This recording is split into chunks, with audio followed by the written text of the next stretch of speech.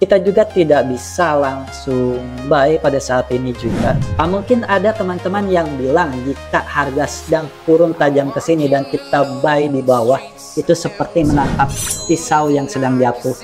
Tapi ini berbeda sama sekali.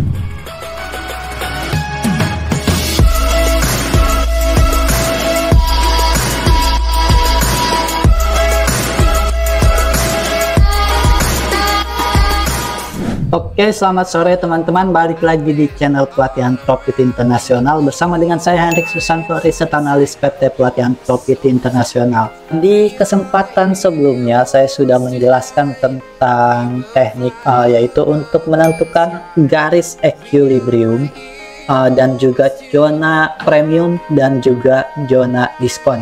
Nah, fungsi dari equilibrium tentu saja untuk membagi antara mana yang zona premium dan mana yang zona diskon, dan fungsi dari zona premium dan diskon adalah untuk menentukan kita akan melakukan sell atau buy.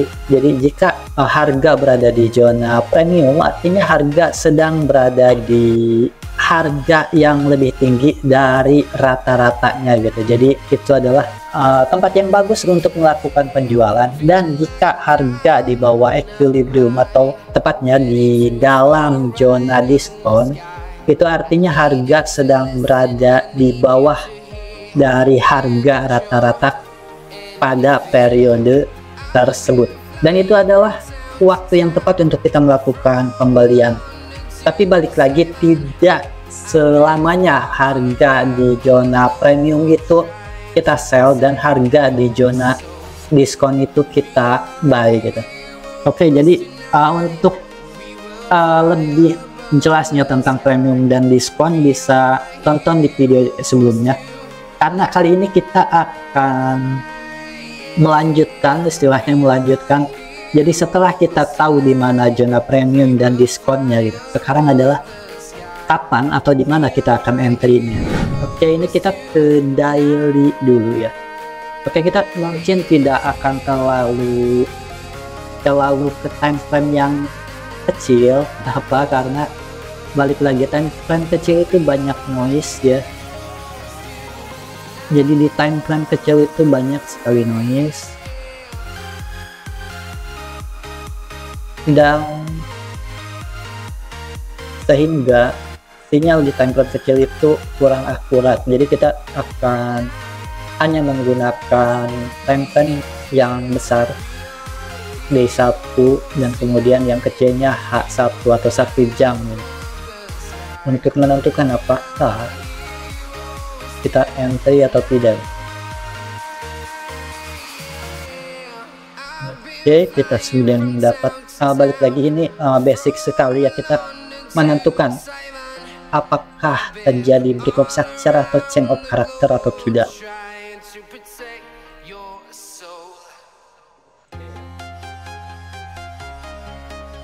Oke, kita sudah ada break of structure di sini, dan artinya ini adalah swing low kita. Swing low. Oke. Dan ini adalah swing high kita. Swing high pada saat ini. Oke.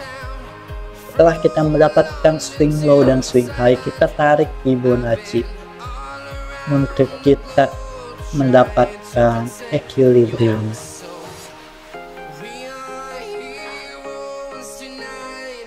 Oke, Fibonacci-nya kita hapus. Di sini kita ini adalah equilibriumnya. Jadi yang di atas ini adalah zona premium dan di bawah ini adalah zona diskon gitu. Jadi pada saat ini kita sudah tahu gitu, karena break of structure-nya ada di atas, artinya trennya sedang bullish. Malah bisa dibilang strong bullish. Kenapa? Karena di sini hanya ada retracement yang sebentar kemudian dia langsung breakout, dan bahkan ini belum bisa dibilang dia belum ada retracement. Jadi swing high ini hanya swing high sementara, karena jika dia ke atas pun ini belum terjadi retracement sebenarnya untuk time frame harian ya atau daily gitu. Tapi yang kita dapatkan adalah di sini adalah zona beli kita gitu. Jadi jika harga turun ke area ini, area diskon, maka ini adalah zona untuk kita melakukan pembelian.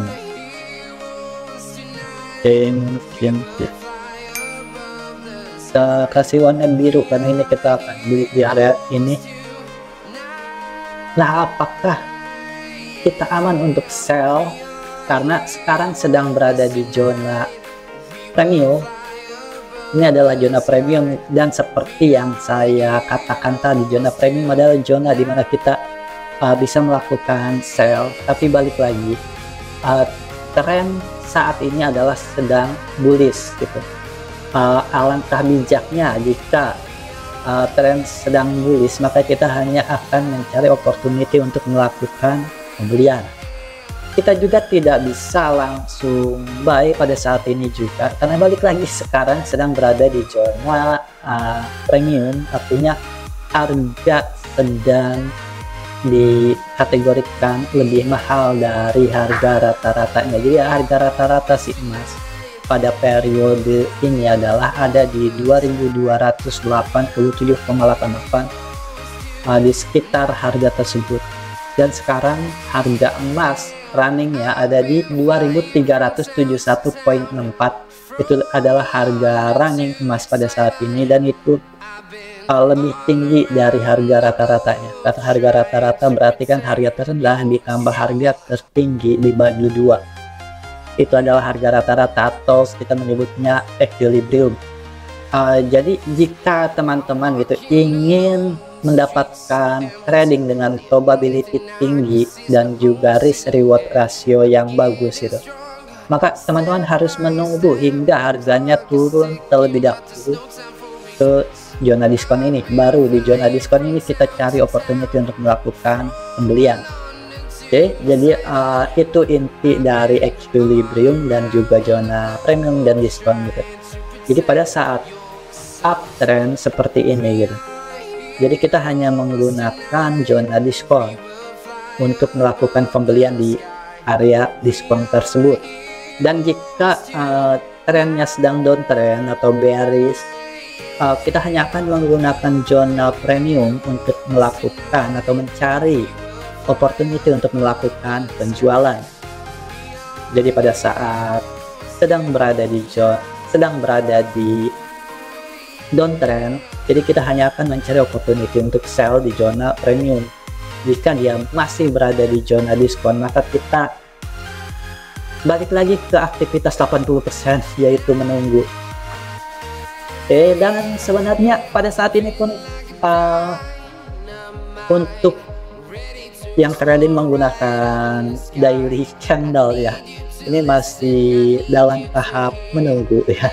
Beda lagi kalau teman-teman menggunakan time frame yang lebih kecil, misalkan H1 dengan N5, itu mungkin bisa mendapatkan opportunity jangka pendek. Ke N1 kita coba. Karena kenapa? Karena di M1 pun dia memiliki zona premium dan diskonnya masing-masing. Jadi time frame harian memiliki zona premium dan diskonnya masing-masing. Time frame jam juga memiliki zona premium dan diskonnya masing-masing juga.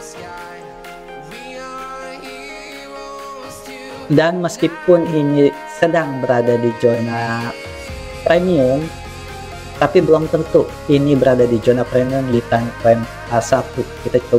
Kita bisa coba apakah saat ini sedang berada di zona premium atau diskon. Kita lihat, oke, tidak usah jauh-jauh, yang penting kita sudah tahu pasti jika ini adalah break of structure. Oke, break of structure di sini, dan di sini kita lihat udah ada breakdown, jadi tidak usah ditarik. Kecuali buat latihan nggak apa-apa, tarik aja.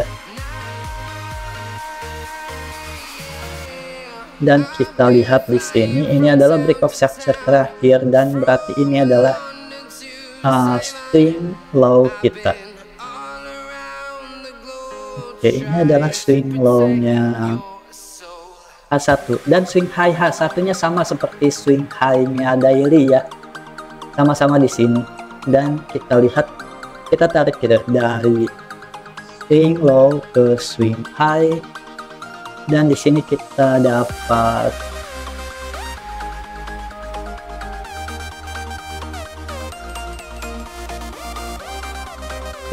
ini adalah equilibrium daily hourly kita, equilibrium hourly atau jam.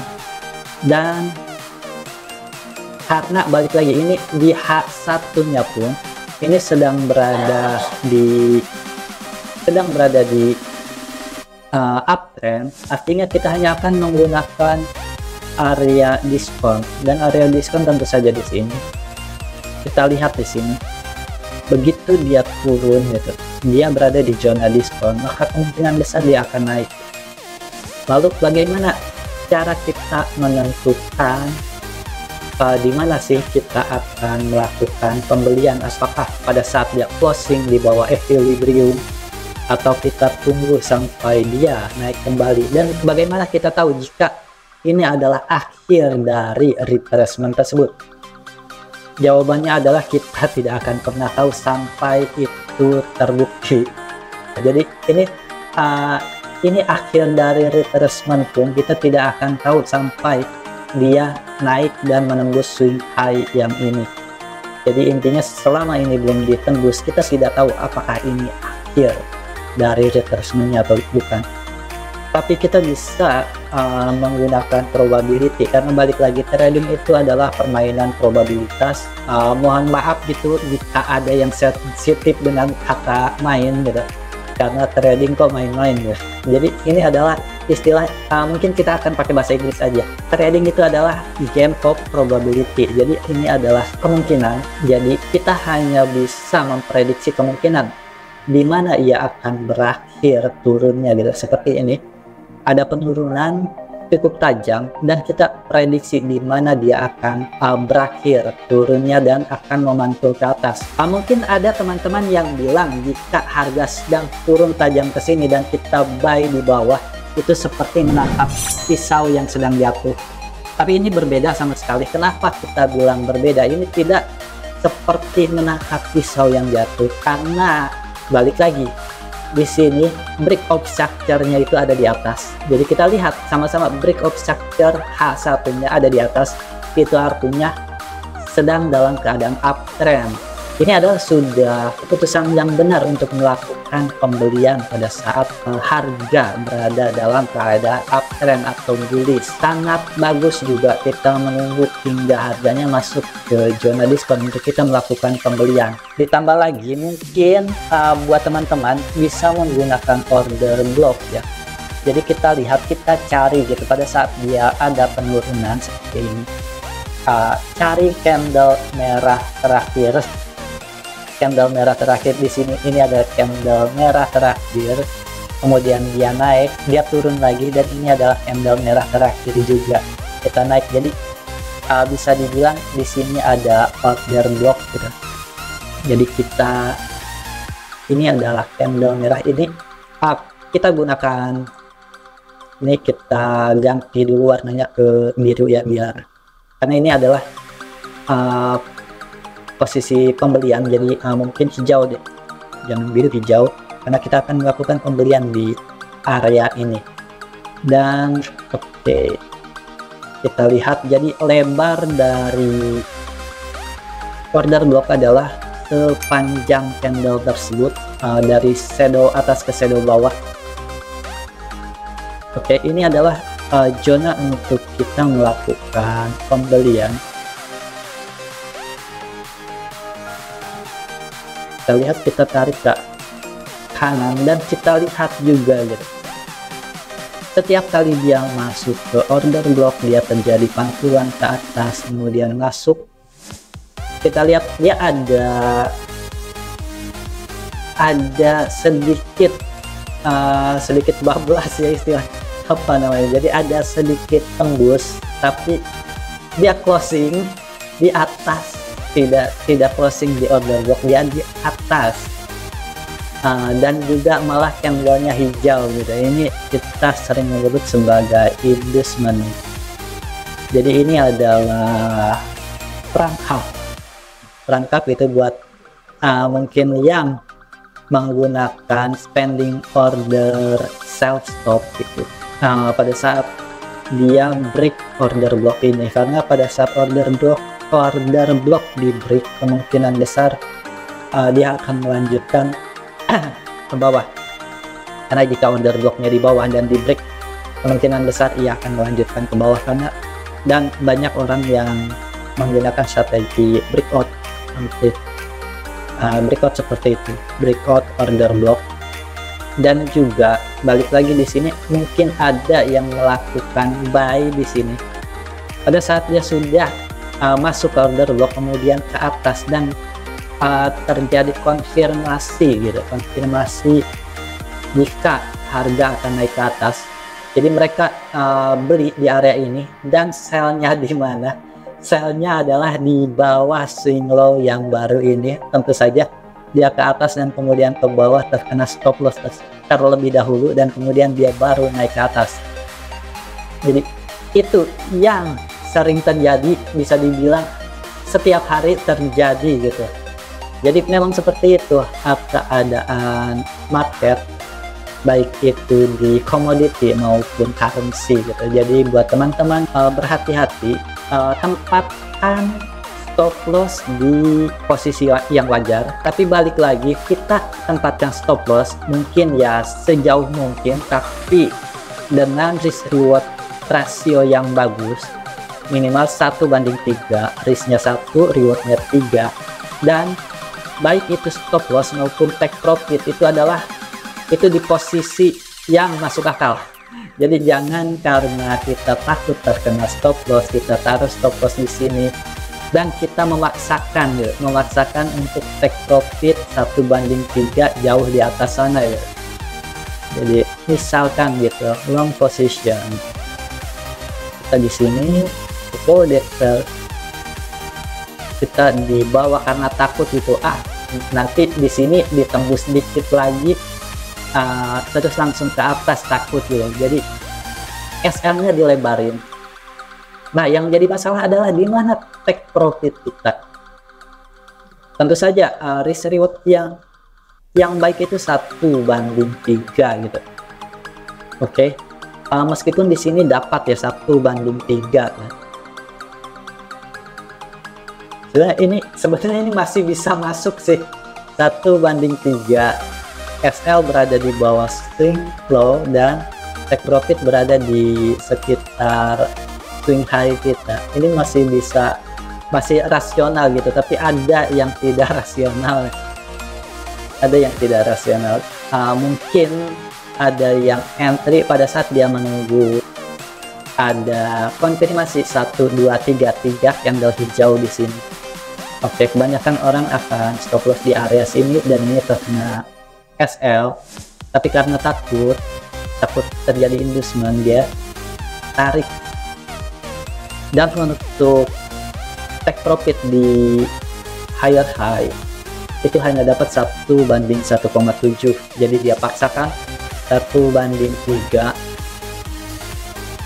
Oke, meskipun kemungkinan ini bisa terambil take profitnya, tapi ini bisa dibilang hampir tidak masuk akal gitu. Jadi yang relevan untuk terambil saja take profitnya ada di mana gitu, jangan memaksakan ya.